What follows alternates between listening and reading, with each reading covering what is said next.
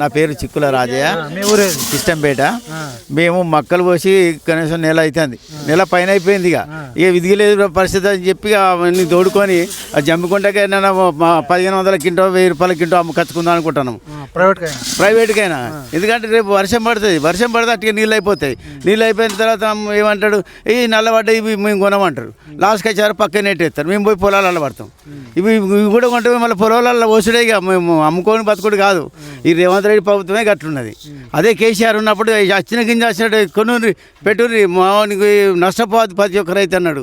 ఇక లేదు, రేవంత్ రెడ్డి నేను చేస్తాను, నేను నీళ్ళు ఇస్తాను, అది ఇస్తాను, నీళ్ళు లేవు పాలు లేవు. రైతుకు అంత నీళ్ళు తప్ప నీళ్ళు లేవు పాలు లేవు, అంతటిదే. రైతుల కోసం నేను మంచిగా రైతు బంధిస్తున్నా, రుణమాఫీ చేస్తున్నా, రైతు బోనస్ ఇస్తున్నా అని చెప్పి ఇప్పటి వరకు రుణమాఫీ రాలేదు, మాకు రైతు బంధే రాలేదు, బోనసే రాలేదు. ఇంకెప్పుడు ఇస్తాడు? ఇక అంత అయిపోయినాక ఇస్తాడు. అయింది. ఇది వేస్ట్ ప్రభుత్వం, ఇది రేవంత్ రెడ్డి ప్రభుత్వమే వేస్ట్. అదే కేసీఆర్ ఉన్నప్పుడు ప్రతి ఒక్కటి మంచి చేసిండు ఆయన. నీళ్ళు కానీ కరెంటు కానీ ఇవాళ ఎన్ని డ్యాములు కట్టిండు, ఎన్ని ఇది చేసిండు. కానీ ఈ ప్రభుత్వం అంత ఇదైతే మేము చూడలేదు. ఇవాళ మేము నెల అవుతుంది ఇక్కడ పోసి, రేపు వర్షం పడితే ఇవాళ రోని కారు తీయాల, నైట్ వర్షం పడ్డా అనుకో మా పరిస్థితి ఏంది? అందుకే తీసుకొని పోదాం, బయట అమ్ముకుందాం అనుకుంటాను. ఇక రేవంత్ రెడ్డి ఏం చెప్తున్నాం అంటే 80 నుంచి 90% మొత్తం పంటలు కొనేసినాం, ఇంకా 10-15% ఉన్నాయి. ఇక్కడ కనబడతలేవా? ఇక్కడ ఎవరిని పోయినా మందలిస్తట్టున్నదా? ఎవరు మందలిస్తట్లేదు. రైతు ఆత్మహత్య చేసుకుంటే బీఆర్ఎస్ పార్టీ వాళ్ళు వస్తే శివాల కాడ పోయి రాజకీయాలు చేసి చూడండి అని చెప్పేసి రేవంత్ రెడ్డి అంటాడు. దీనిపైన వేస్ట్ అది. ఎవరు? కాంగ్రెస్ వాళ్ళు చెప్తారు. అది కేసీఆర్ చెప్తలేడు. కేసీఆర్ దేవుడు, రైతుకు దేవుడు అంటే కేసీఆరే. రైతుకు తిండి పెట్టాలంటే కేసీఆరే. మళ్ళీ కేసీఆరే రావాలి, కేసీఆరే ఉండాలి. అట్లయితే ఏం చేసిండు అన్న రైతుల కోసం? రైతుల కోసం చాలా చేసిండు ఆయన. కెనాలు తెప్పించిండు, డ్యాములు కట్టిండు, చెక్ డ్యాములు కట్టిండు, ఎక్కడి వాటర్ అక్కడ ఆపిండు, మంచి మంచి పనులు చేసిండు. మీరేమో ఇట్లా అంటున్నారు, ఎందుకు కూడా కొట్టిలే మరి? ఎందుకంటే ఇక ఏదో మన ఆశ, నేను ఇది చేస్తా, నేను అది చేస్తా, మేము రైతు బంధు. మీరేమో ఇట్లా అంటున్నారు, కేసీఆర్ ఇంత చేసిండు అంత చేసిండు. రేవంత్ రెడ్డి ఏమంటున్నారు, కేసీఆర్ అప్పు చేసి ఫామ్ హౌస్లో పండుకున్నాడని చెప్తున్నాడు. అది నిజం? ఆయన అప్పులు చేస్తే నేర్పిండా? ఈయన ఏమైనా నేర్పిండా? ఆయన అప్పులు చేసి జనాలకు ఇచ్చిండు. ఆయన పెట్టుకోలే చేసిండు. అప్పుడు అభివృద్ధి చేసిండు. ఎన్ని డ్యాములు కట్టిండు, ఎన్ని చెక్ డ్యాములు కట్టిండు ఆయన. అంటే ఎంత చేసినంత రైతుల కోసం కాదా? మన ఇంట్లోకి 10 రూపాయలు ఇంట్లో తీసుకోవాలంటే 10 రూపాయలు అప్పు అవుతాను. ఇన్ని డ్యాములు కట్టిండు, ఇంత అది చేసిండు, అభివృద్ధి చేసిండు. కాదా? అప్పు కాదా? అప్పు కడితే ఇంట్లో పోయి పెట్టుకొని కట్టలు కట్టుకొని ఉంచుకున్నాడు ఆయన. అది కాదు కదా. పెద్దపల్లి నియోజకవర్గానికి అభివృద్ధి చేసినంత ఎవరంటారా? కేసీఆర్ చేసిండు, పక్కా కేసీఆర్. ఈయన చేసింది ఏం లేదు. ఆయన చేసిన దానిలో ఈయన ఈసం కుసల కొత్తల పని కూడా చేయలే. ఈ ప్రభుత్వం వేస్ట్. సన్నవాట్లు వేసుకున్నారా మీరు? ఎట్లా? మేము సన్నవాట్లు వేసినాం. సన్నవాట్ల కంటే ఇక బోనస్ అంటే అప్పుడు ఇచ్చిండు. మళ్ళీ ఇప్పుడు ఎప్పుడు ఇక్కడ ఇప్పుడుగా ఇప్పుడు వేయలే. అది కాంటలే కాపా, ఇంక బోనస్ ఎప్పుడు. ఇప్పుడు రేవంత్ రెడ్డి ఏమంటాడు, నెక్స్ట్ టైం వరి వేయకండి అని చెప్తుండు. ఎట్లా మీరు? వరి అయిపోతే ఇప్పుడు వరి అయిపోతే మరి ఏం చేస్తారు? ఏం తింటారు మరి?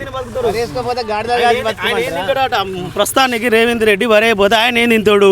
ఫస్ట్ అది ఒక ముచ్చట చెప్పు అని చెప్పాను. కేసీఆర్ ఒకసారి అన్నాడు, ఊరేసుకుంటే కేసీఆర్ అన్నాడు కదా. అది ఎందుకు గురించి అన్నాడు అంటే, కేంద్ర ప్రభుత్వము దిగుమతికి అనుమతి లేకపోతేనే వరేసుకుంటే ఊరే అని చెప్పిండు. మళ్ళీ అదే విధంగా ప్రభుత్వంలో ఉండగా సుధా కేసీఆర్ నాడు రోడ్డుకి వచ్చి ధర్నా చేసి మళ్ళీ ధాన్యాన్ని కొనిచ్చిండు. అలాంటి పరిస్థితి రాలే కదా ఇప్పుడు. ఈ పరిస్థితి ఏంది? ఇప్పుడు నెల రోజులు అవుతుంది ఇప్పుడు అమ్మాడుతాను మేము. ఎవరు చెప్పుకోవాలి? ఎవరు చెప్పుకున్నా ఏం లేదు. రైతే ఇప్పుడు ఇక్కడ జీరో అయిపోతాడు.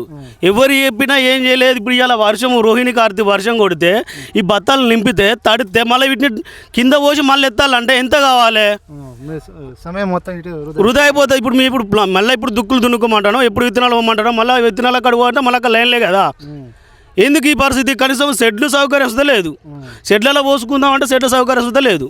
ఇప్పుడు మాకు ఉల్టా కిరాయిలు 10 కిలోలు మాకే పడుతున్నాయి. ఇప్పటికి నెల రోజులు అవుతాను ఇక్కడ పోసి. ఒకరోజు కలెక్టర్ గారు వచ్చినప్పుడు కలెక్టర్ గారు సుధా చెప్పింది నేనే, సార్ అయ్యాక మా పరిస్థితి ఇట్లా గోవిధంగా ఉన్నది, ఇబ్బందులుగా ఉన్నది, మమ్మల్ని ఫస్ట్ మక్కనైతే ఎత్తండి సార్ అని సుధా చెప్పినాం. 4 రోజులలో పంపిస్తా అని చెప్పిండు. 4 రోజులు కాదు, ఇప్పుడు 4 నెలలు అవుతుంది. ఎవరు చెప్పుకోమంటారు? రేవంత్ రెడ్డికి ఏం చెప్తారన్న లాస్ట్? ఇది రైతు నుంచి ప్రత్యేకంగా ఇది చెప్తాను, హెచ్చరికన ఆయనకు. ఇది చెప్పేది మాత్రం రైతు హెచ్చరించిన చెప్తాడు. నువ్వు ఇలాంటివి చేస్తే మాత్రం నిన్ను ఇప్పుడు ఇంకా 2 సంవత్సరాలు నరున్నావు కదా, ఆయన 2 సంవత్సరాలు నరుస్తుంది, నువ్వు పరిపాలన చేయవు. 10 సంవత్సరాలు ఉంటా అని చెప్తాను. 10 సంవత్సరాలు కాదు, 10 రోజులు సుతుంటాడయ్యా. 10 రోజులు సుతుంటాడు ఇక ఖచ్చితంగా మాట్లాడితే. ఇప్పుడు ఈ వడ్ల వ్యవహారకే ఆయనకి ఇక ఏంటిది, ఆయన ప్రాణమైన తోక వెనుక వచ్చింది. ఇక మాత్రం కాదు, ఆయనతో చేయలేడు. ఓటు ఆడడానికి వస్తే ఏం చెప్తారన్నారు? ఓటు అడగడానికి ఆయనకు మంచి బుద్ధి చెప్పుడు. ఇక ఓటు అడిగిందంటే ఆయనకు ఓటుతోనే బుద్ధి చెప్తాడు. మరి వేరేది ఏం లేదు, కొట్టుడు తిట్టుడు సమస్య ఏం లేదు. ఇప్పుడు ఎంపీటీసీ ఎలక్షన్లు పెట్టు అని చెప్పు, జడ్పీటీ ఎలక్షన్లు పెట్టు అని చెప్పు. సర్పంచ్ ఎలక్షన్లనే గిన్ని రోజులకే పెట్టిండు. ఇప్పుడు గిన్ని రోజులు అవుతుంది. ఇప్పుడు మండలంలో అధికారం ఎవరు లేనలేరు. ఎవరు ఉన్నారా? ఎవరు ఖచ్చితంగా ప్రజాప్రతినిధి అనే వాళ్ళు ఎవరు ఉన్నారా? భయపడుతుండా రేవంత్ రెడ్డి? భయపడకనే కదా ఇంతగా పెట్టకుండా ఉండడానికి, జడ్పీటీసీని ఎంపీటీసీ ఎలక్షన్లు పెట్టకుండా ఉండడానికే కదా ఇప్పుడు భయపడ్డదే కదా ఇదంతా చేసింది. భయపడకపోతే నువ్వు ఏ గవర్నమెంట్ అయినా ఆగిందా? వెంటనే ఇటు పదవి అయిపోతుంటే మళ్ళీ పదవి కాలం మళ్ళీ వెంటనే పెట్టిరు కదా, ఎలక్షన్లు పెట్టిరు కదా. ఇప్పుడు ఎందుకు పెడతలేరు? మరి నువ్వు ఎందుకు గురించి పెడతలేవు? ఎందుకు ఆపుతున్నావు? ఇట్లా పోస్ట్ పైన ఎందుకు చేస్తున్నావు? ఇప్పుడు నా ఒక ఎంపీటీసీ ఉంటాడు, జడ్పీటీసీ ఉంటాడు, వాళ్ళ దగ్గర మేము మొర పెట్టుకుంటే మమ్మల్ని రైతును ఆదుకుని కావచ్చు. ఇప్పుడు ఎవరు లేరు. ఇప్పుడు మేము ఎవరిని చెప్పుకుంటాను మా గోస. ఎవరు చెప్పుకున్నా ఏం లేదు. ఎమ్మెల్యే గారు చెప్పుకుందంటే ఎమ్మెల్యే గారు ఎక్కడో ఉంటాడు. వస్తున్నా, నేను పంపిస్తున్నా, అన్ని క్లియర్ అయిపోతే 4 రోజుల్లో ఒక గింజ సూది ఉంచాం, మేము అన్ని కొంటాం అని చెప్పి మాట్లాడతారు. కానీ కొనేది లేదు, అమ్మేది లేదు. ఎక్కడ ఇచ్చినా ఒక్కడికి అంగనే ఉంటుంది. అది ఏం లేదు ఇక.